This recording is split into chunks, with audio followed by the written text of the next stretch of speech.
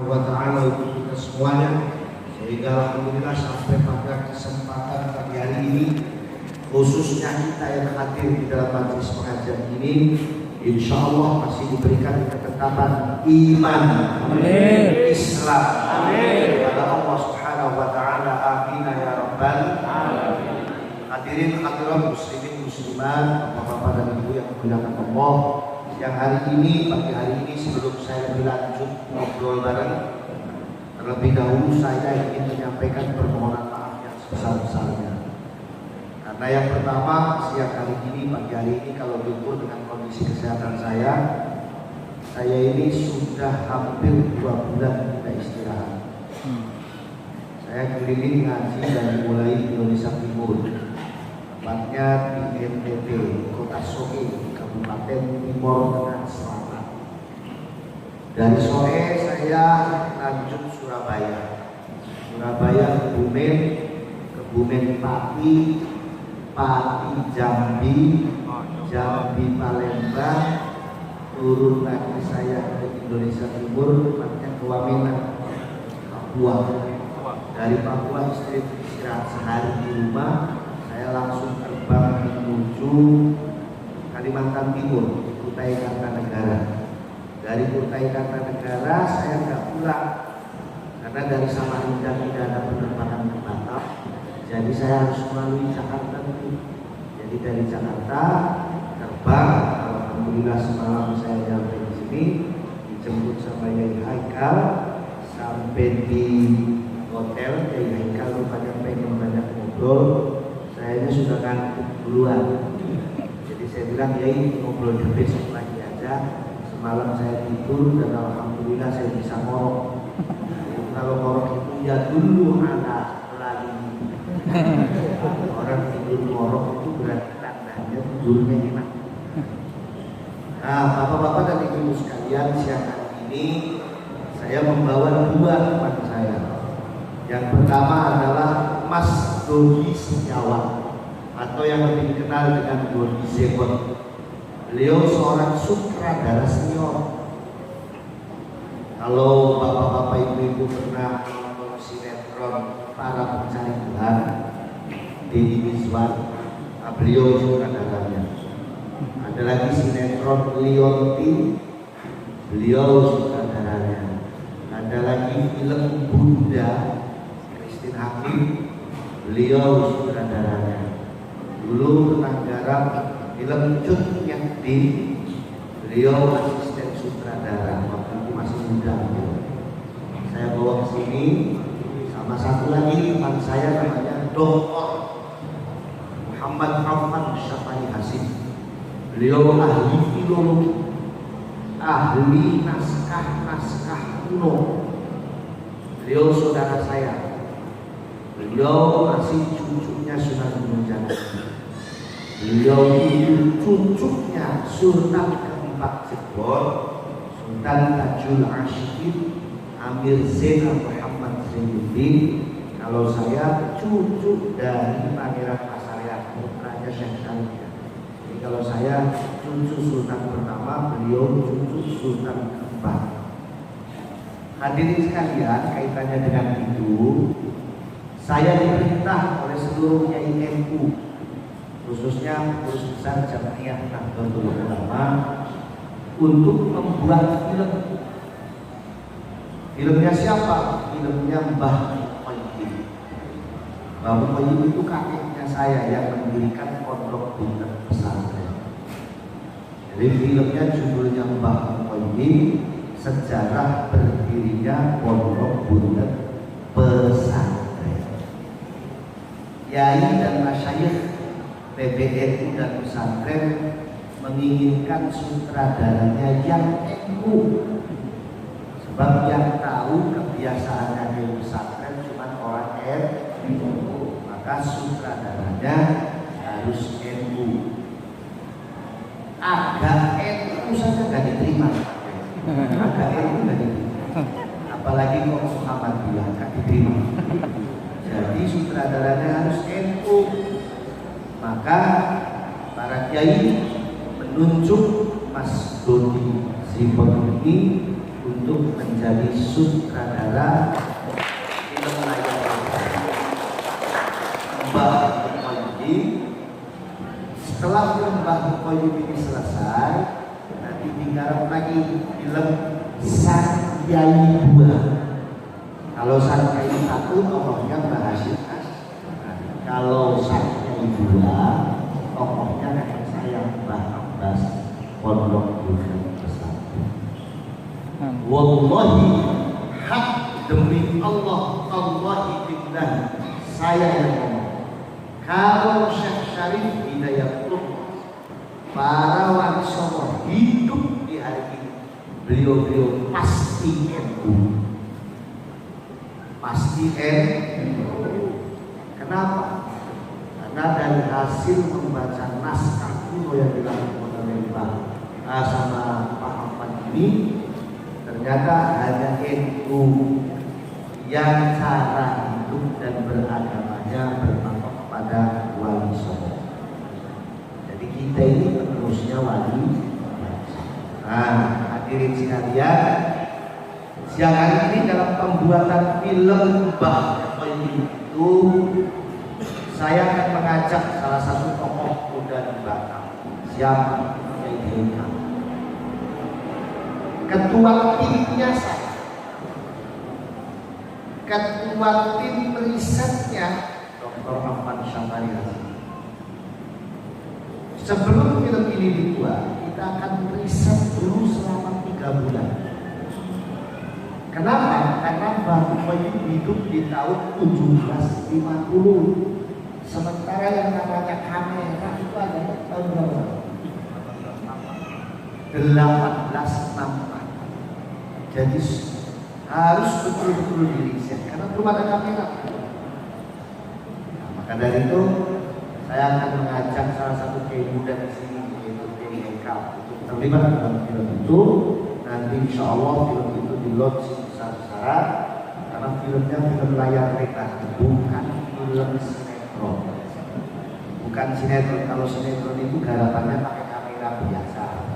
Tapi kalau film layar lebar, kameranya saja harganya 450 juta.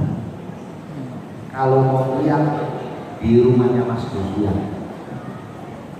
Nah, sutradara ini tampangnya ya begini. Kalau sutradara pakai peci, pakai sarung, bukan sutradara tapi ketua majelis taklim. Sutradara itu beliau banyak membina artis-artis pendatang baru.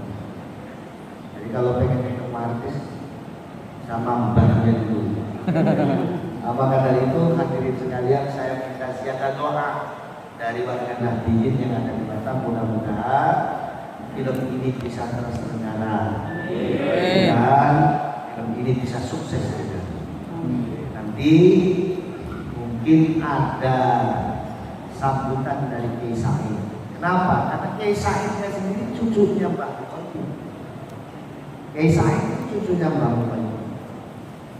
Nanti kalau ada anjuran dari Kiai Said, kalau NU coba tonton semua film ini, nurutnya saja. Dan nurut sama Kiai NU, nonton film pun insya Allah menjadi pahala. Amin.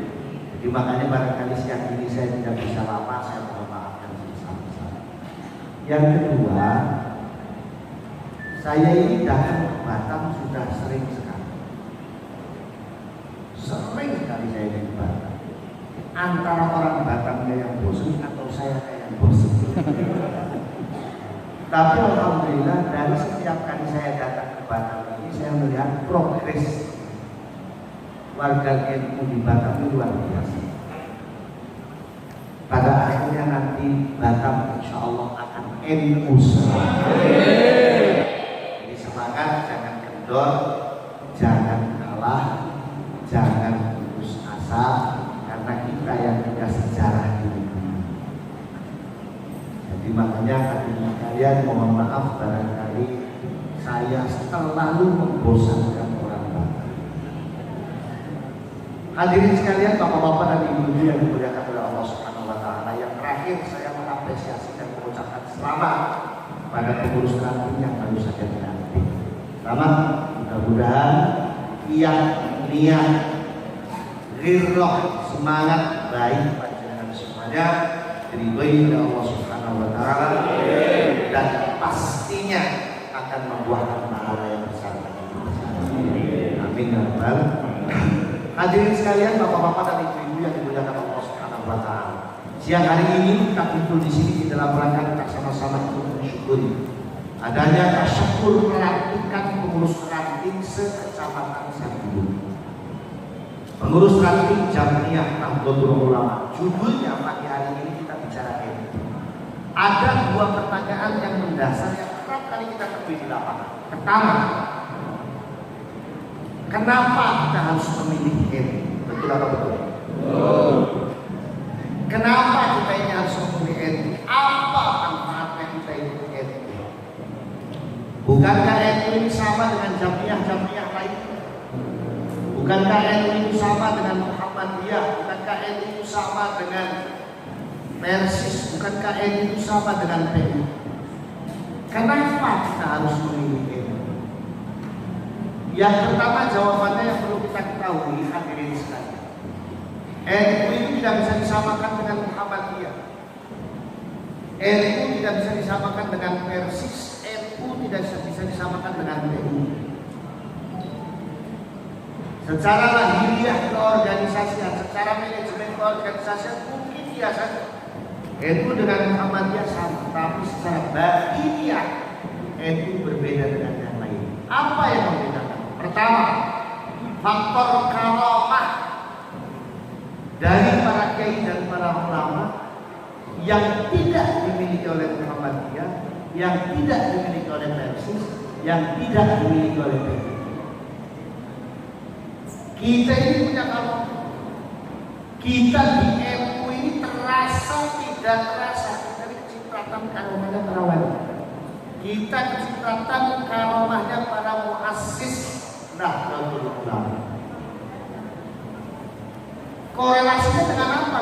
Dengan dawuhnya Mbah Hasyim Asy'ari yang mengatakan siapapun orangnya yang menghidupi Jamiyah Nahdlatul Ulama, maka dia akan saya anggap sebagai santri saya. Dan siapapun yang mengikuti Nahdlatul Ulama berarti santri saya, dan siapapun santri saya akan saya doakan husnul khotimah keluar.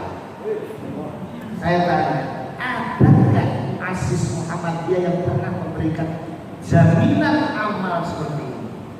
Tidak ada. Ada nggak muasisnya Persis yang pernah ngomong seperti bahasa? Enggak. Ada nggak muasisnya PUI yang pernah menyatakan seperti itu sama organisasinya? Enggak ada. Kan, Bu, mengakui sebagai santri berat. Secara lahiriah resikonya banyak. Iya kan orangnya benar. Kita bisa bangga kalau dia menjadi santri saya. Kalau orangnya benar. Iya kalau orangnya soleh. Kalau nggak soleh, tanggung jawab akhiratnya luar biasa besar. Tetapi Mbah Hasyim Asy'ari berani mengatakan seperti itu, pastinya dengan pertimbangan-pertimbangan syariat yang kita tidak bisa sepelekan. Kurang hebat apa pemimpin negeri kita ini? Soekarno. Pernah nggak Soekarno memberikan jaminan amal seperti itu? Nggak ada. Dalam dunia sejarah yang saya kenal, yang berani memberikan jaminan amal seperti itu hanya terjadi pada dua sosok. Pertama, Rasulullah SAW. Yang kedua, muassis Nahdlatul Ulama, yaitu Mbah Yai Hasyim. Dari jaminan seperti itu, maka karomah itu ada pada diri kita. Dan ini bisa kita lihat di lapangan. Sejelek-jeleknya, sebadu-badunya orang NU, kalau NU-nya sudah diejek, dia pasti akan mati. Bahkan di Madura ini sangat banyaknya orang NU. Orang Madura kalau ditanya agamanya apa? NU.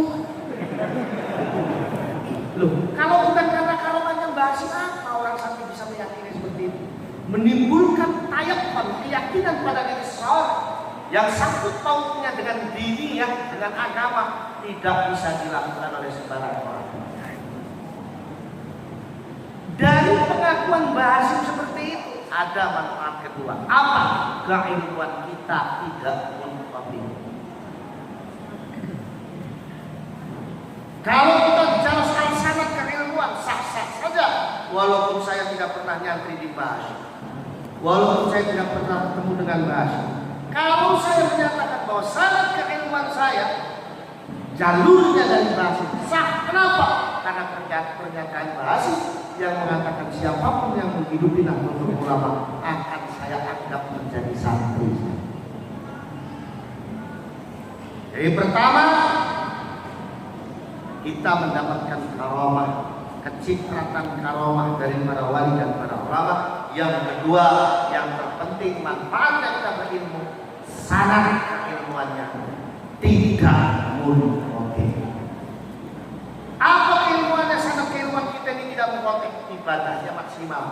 Insya Allah sholatnya orang NU jauh lebih punya nilai daripada sholat orang lain, karena jaminan dari Mbah Hashim. Alhamdulillah. Karena kalau ada pejabat di sini, NU, biar kalau baca sholawatan bobotnya lebih, kalau sholat bobotnya lebih, kalau berdoa bobotnya lebih. Kenapa? Karena kita punya sanad keilmuan yang disambut oleh Mbah Hashim. Yang ketiga, apa manfaatnya kita ikut NU? Apa enaknya kita ikut NU? Kita menjadi pemilik sah negeri dan bangsa Indonesia. Kenapa? Karena yang membangun bangsa ini diakui atau tidak? Kiai dan ulama. Enggak usah menunggu jauh dari zaman perjuangannya Wali Songo. Enggak usah kita ambil flashback terlalu jauh dari perjuangannya Wali Songo. Dari perjuangan muasisnya sudah jelas. Indonesia bisa jadi negeri yang berdaulat seperti ini. Perjuangan dari para kiai dan para ulama itu. Indonesia bisa menjadi negara yang diperhitungkan di mata dunia internasional pun perjuangan dari kiai dan ulama Nahdlatul Ulama. Setidaknya ada dua catatan sejarah yang bisa kita pelajari. Yang pertama, dulu di saat negara kita terancam krisis kepercayaan dari dunia internasional, di saat negara kita dianggap sebagai negara yang tidak memiliki kekuatan untuk membangun negaranya, di saat negara kita dianggap sebagai negara yang lemah yang tidak mungkin bisa membangun negaranya, di saat seluruh tatanan bangsa Indonesia, kawin mulai tatanan pejabat sampai politisnya bukan, tidak ada yang mampu menjawab. Siapa yang bisa menjawab tantangan dunia Islam dunia internasional? Tidak lain kiai dan ulama kita Nahdlatul. Lebih tepatnya lagi tanggal 10 November yang sekarang kita peringati sebagai Hari Pahlawan Nasional.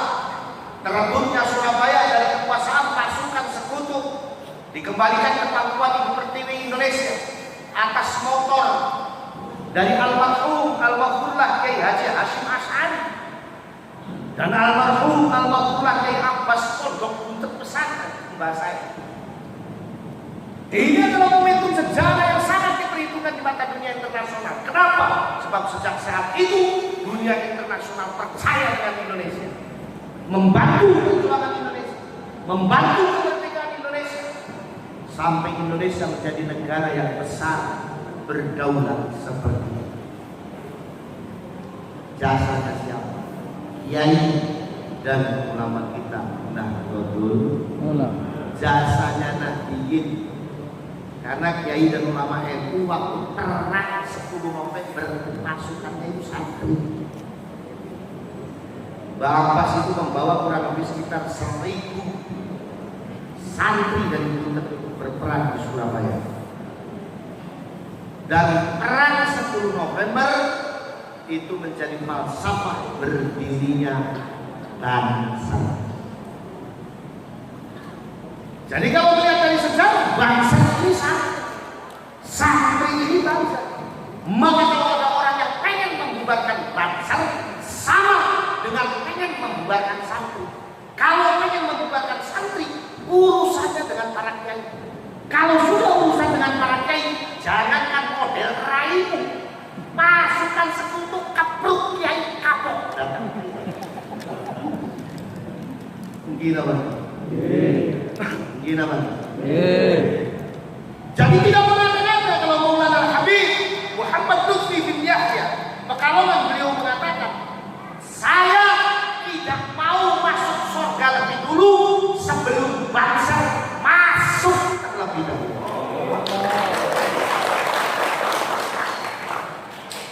Padahal saking tawaduknya bangsa, kalau bangsa dikasih kesempatan pertama masuk surga, begitu masuk di dalam gak ada kiainya, bangsa pasti keluar lagi.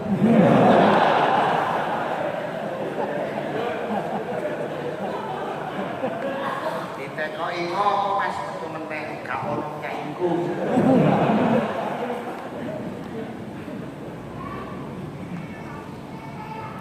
Sejarah tidak hanya berhenti di sini saja, hadirin sekalian.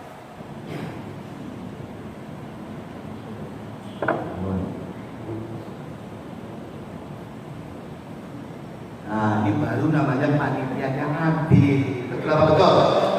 Yang dikasih minum kayak jago keluar, kayak minum saya dikasih minum. Cuma di mana-mana panitia pengajian sama judulnya kiai mesti air putih, padahal dia goyang, lanjut jeruk dan goyang.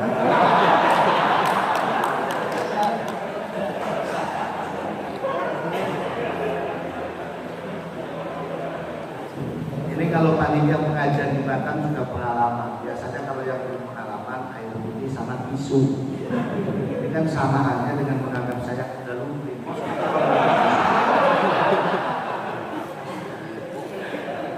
Oke. Sejarah tidak ada berhenti di sini, tepatnya lagi dulu. Di saat negara kita terancam krisis kepercayaan dari dunia Islam internasional. Di saat Soekarno dan Hatta ditanyakan secara hukum syariat atas kedudukannya menjadi seorang presiden dan wakil presiden. Di saat seluruh tatanan bangsa Indonesia, dari mulai tatanan pejabat semua politisnya, bukan tidak ada yang mampu menjawab. Siapa yang mampu menjawab tantangan dunia Islam internasional? Tidak lain kiai dan ulama kita Jamiah Nahdlatul Ulama. Tahun 1946, beliau almarhum almarhumlah Kiai Haji Abdul Wahid Hashim beserta 5 orang ulama lain sebagai utusan dan mandat dari Jamiah Nahdlatul Ulama maju di tengah konferensi negara-negara besar Islam dunia yang sekarang kita kenal dengan nama OKI. Dengan tegas beliau mengatakan bahwa seluruh kiai dan ulama Nahdlatul Ulama, seluruh kiai dan ulama pesantren di bawah naungan Jamiah Nahdlatul Ulama sepakat memberikan hukum sah terhadap kepemimpinan Soekarno dan Hatta atas kedudukannya menjadi seorang presiden dan wakil presiden dengan dasar hukum al-waliyul amri ad-daruri bisyauka. Perjuangan Indonesia, membantu kemerdekaan Indonesia, bahkan membantu dakwah Islam yang ada di Indonesia, ngantos Indonesia jadi negara yang Islamnya lestari seperti ini. Jasanya siapa? Jasanya kiai dan ulama kita Nahdlatul. Dua catatan sejarah itulah yang menentukan Indonesia menjadi negara yang berdaulat diakui di mata dunia internasional. Jasanya kiai dan ulama ini. Jadi tidak berlebihan kalau saya mengatakan bahwa penanam saham terbesar berdirinya negara kesatuan Republik Indonesia adalah kiai dan ulama ini. Maka kalau ada orang yang mengatakan kalau kiai NU tidak punya sejarah di Indonesia, NU tidak punya kontribusi di Indonesia, kiai dan ulama NU cuma numpang hidup di Indonesia, saya tanya, tahu apa mereka soal Indonesia dan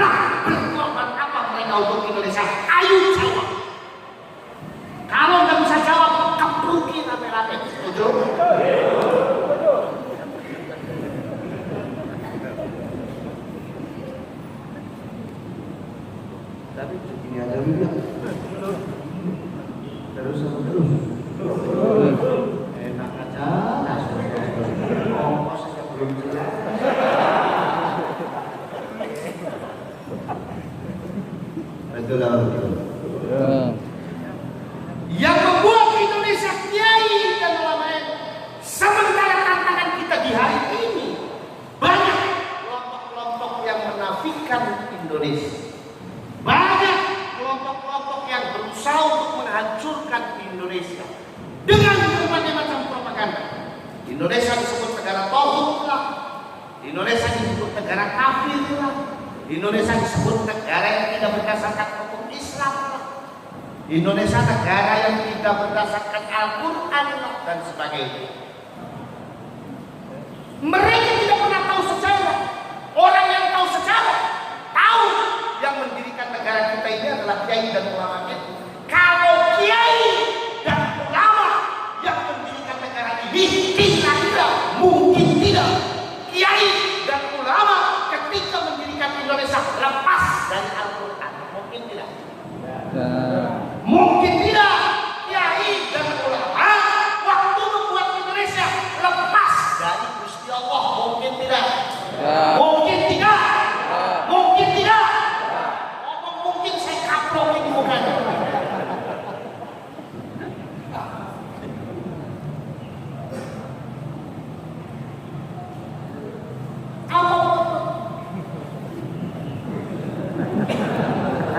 Gak usah melotot Pak, biasa aja. Ya maklumin aja Pak, saya kalau ngaji belum dikasih makan begini. Tadi panitia datang saya pisang golu, nono nyempil beras, tak mampet deset pol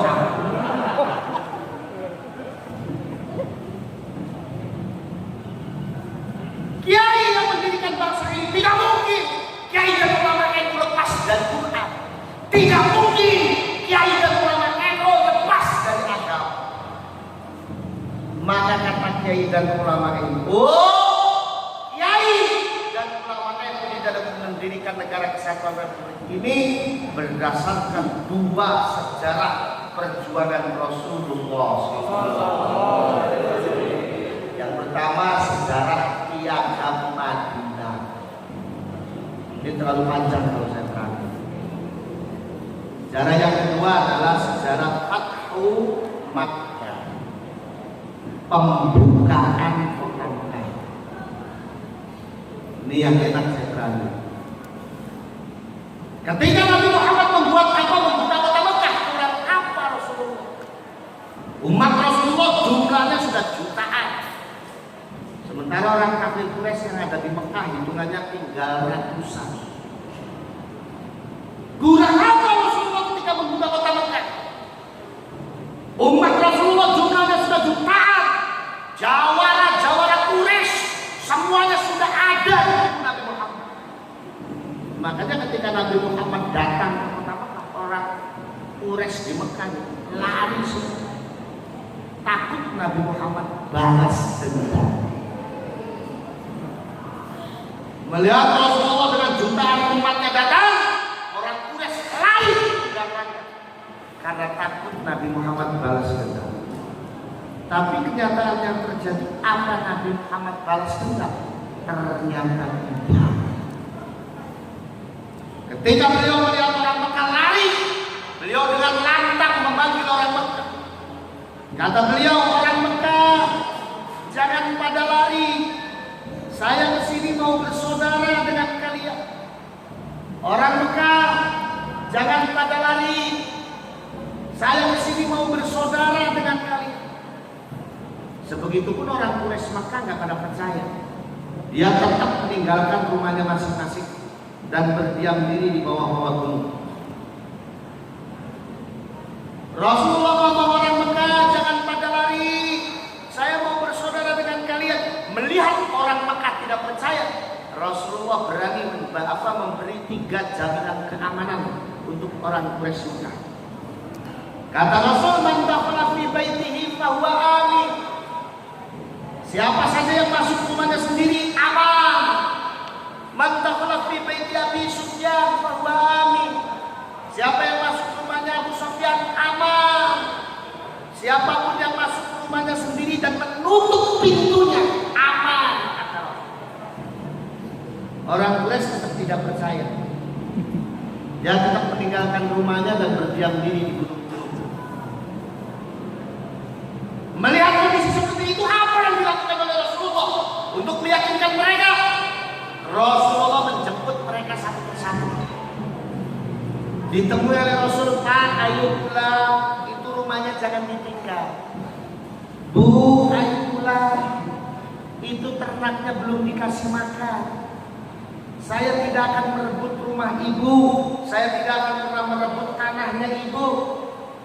Sehingga dengan kebaikan akhlak Rasulullah seperti itulah orang Mekah dan Madinah aklamasi mengangkat Rasulullah Sallallahu Alaihi Wasallam menjadi pemimpin negara.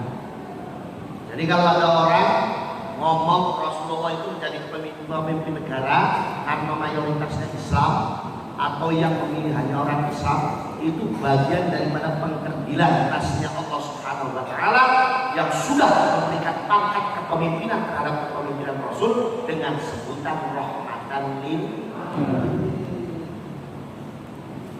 Yang memilih Rasulullah menjadi pemimpin negara bukan orang Islam, bukan hanya orang Islam, walaupun mayoritas orang Islam, tapi kenyataannya di Mekah dan di Madinah ketika itu masih banyak orang Majusi, masih banyak orang Nasrani, masih banyak orang Yahudi.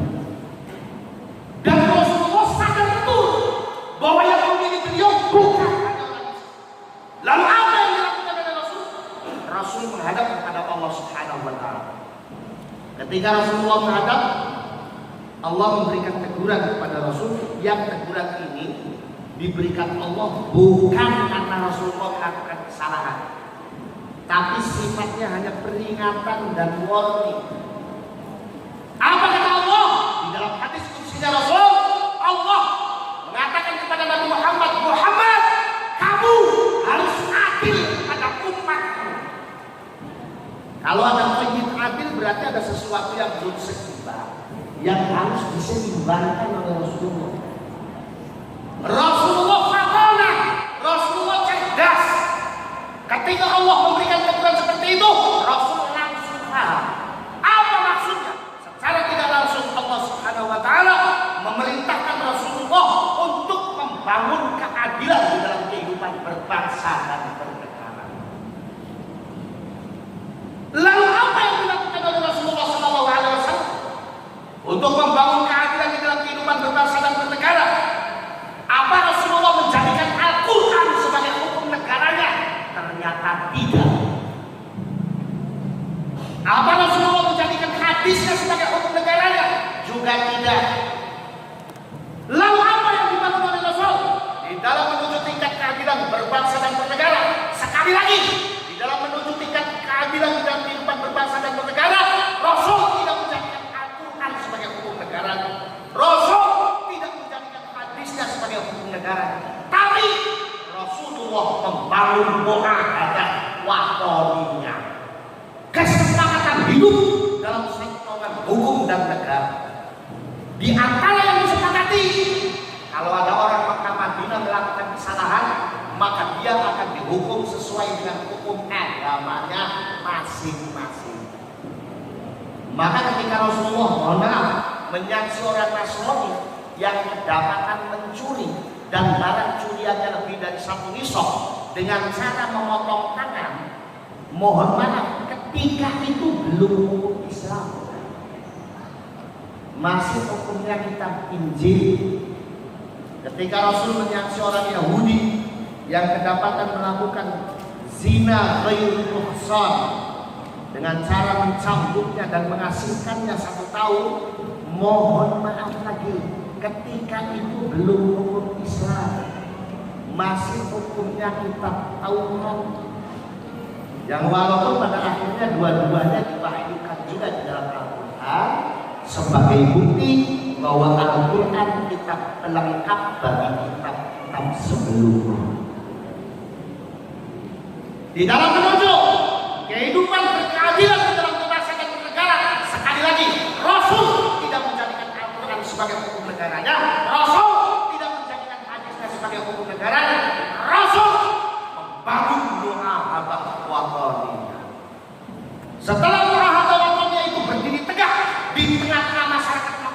Nah, langkah apa selanjutnya yang dilakukan oleh Rasul? Rasul mengumandangkan bahasa nasionalisme kebangsaan. Lewat satu hadisnya, beliau mengatakan man adza zimmiyan faqad adzani, faman adzani faqad adzallah.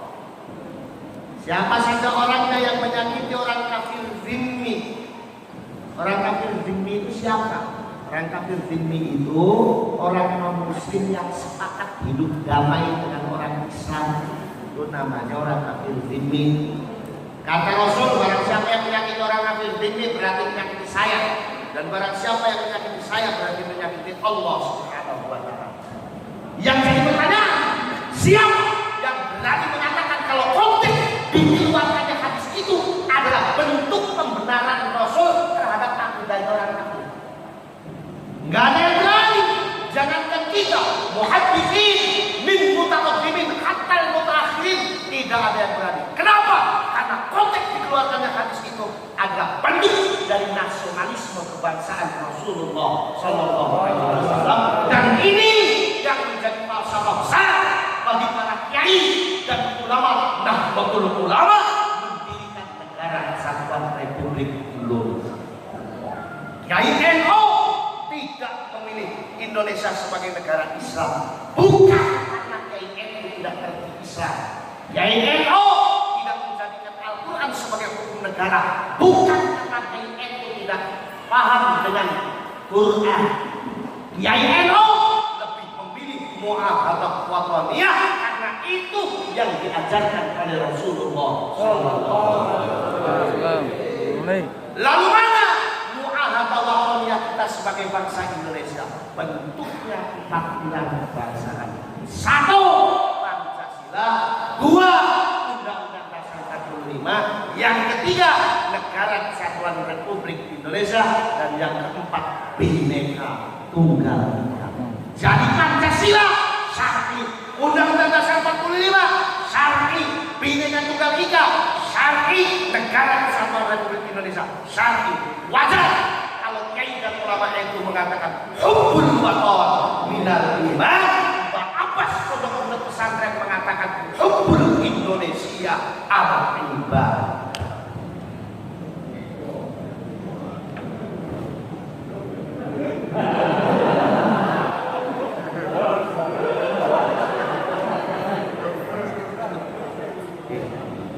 Ada sprint ya?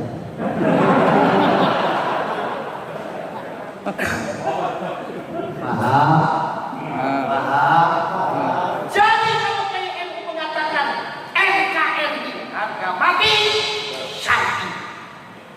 Orang yang mengatakan bahwa nasionalisme kebangsaan tidak punya dalil, orang kayak itu goblok saja belum.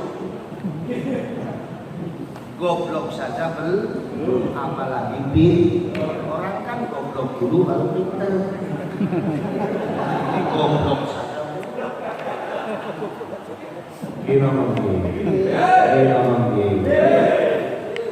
Dan negara Kesatuan Republik Indonesia adalah amanah besar.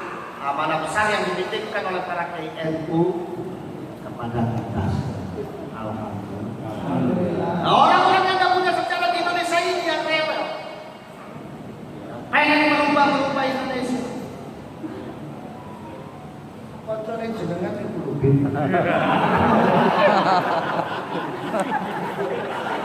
Oke. Nah, orang kaya gitu kan mana strateginya, Pak? Betul. Ayo kalau di panggung ngomong seenaknya, betul. Di media sosial ngomong seenaknya, giliran ditangkap polisi nangis. Gila oke. Jangan kalau gua bunuh. Ini apa benar? Jadi negara Kesatuan Republik Indonesia syar'i. Orang yang mengatakan kalau Indonesia tidak syar'i, goblok saja. Sebegitu cerdasnya para kiai dan para ulama kita di dalam membangun negara Kesatuan Republik Indonesia. Sebegitu hebatnya kiai dan ulama kita di dalam membangun negara Kesatuan Republik Indonesia. Sebegitu luar biasanya para kiai dan para dalam membangun negara kesatuan Republik Indonesia dinafikan oleh kelompok-kelompok yang tidak pernah tahu sejarah